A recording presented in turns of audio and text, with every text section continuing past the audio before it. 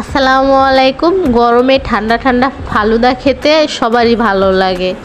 অনেকে মনে করেন ফালুদা বানানো লং প্রসেস, কিন্তু সহজে কিভাবে ফালুদা বানাবেন চলুন তাহলে এটাই আপনাদের সঙ্গে শেয়ার করি। ডেজার্ট হিসেবে এই ফালুদাটা তৈরি করার পর খেতে ভীষণ মজার লাগে, আপনিও সহজে বানিয়ে ফেলতে পারেন। আজকে করে দেখাবো প্যাকেট ফালুদা মিক্সড দিয়ে। আমি ভ্যানিলা ফ্লেভার নিয়েছি, আপনারা যে কোনো ফ্লেভারের নিতে পারেন। এরপর চুলায় একটা প্যান বসিয়ে 250 ml পানি দিয়ে তার মধ্যে জেলুটা দিয়ে দিলাম। একটু 4 থেকে 5 মিনিট জাল করে নিলেই হয়ে যাবে। দেখুন 4 থেকে 5 মিনিট পর জেলুটা আমার হয়ে গিয়েছে, একদম আঠালো টাইপের হয়ে গিয়েছে এবং ভারী হয়ে গিয়েছে। এই পর্যায়ে আমি নামিয়ে নিব। আমি একটা বাটির মধ্যে নিয়ে নিয়েছি, আপনারা যে যেটাতে নিতে পারেন ওইটাতেই নিয়ে নেবেন। এরপর আর একটা অরেঞ্জ কালারেরটা দিয়ে দিলাম। একই প্রসেসে 250 ml পানি দিয়ে তার মধ্যে জেলুর প্যাকেটটা দিয়ে দিয়েছি। এখন 4 থেকে 5 মিনিট ফুটিয়ে নিলেই হয়ে যাবে। জেলুটা আমার হয়ে গিয়েছে। এই পর্যায়ে আমি চুলা অফ করে দিয়ে একটা বাটির মধ্যে ঢেলে নিব। দেন এটা ঠান্ডা হওয়ার জন্য ফ্রিজে রেখে দিব। দেখুন দুটো একসঙ্গে আমি রেখে দিয়ে দিব। এরপর বাকি যে প্রসেসটা আছে সেটা করে ফেলবো। এর মধ্যে আমি হাফ লিটার দুধ দিয়েছি, দুধটা একটু বলক তুলে জাল করে নিব। প্যাকেটের মধ্যে ছিল সাবুদানা, নুডলস আর কিছু উপকরণ ছিল।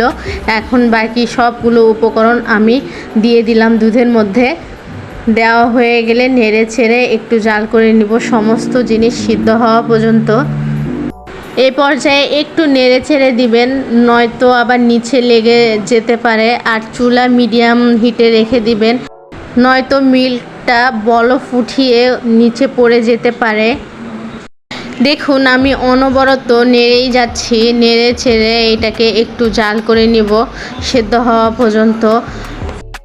দেখুন ফালুদাটা আমার প্রায় হয়ে গিয়েছে। যারা ভারী খেতে পছন্দ করেন তারা আর একটু ঘন করে নেবেন।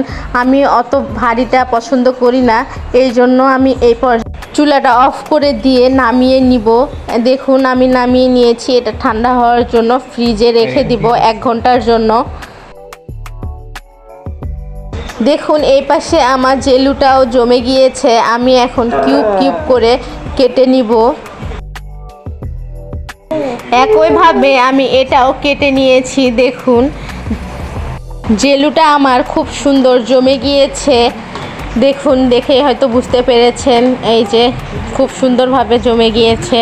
এরপরে আমি এটাতে অ্যাড করে দিব সমস্ত উপকরণ। আমি ফালুদার সঙ্গে মিক্সড করে নিব।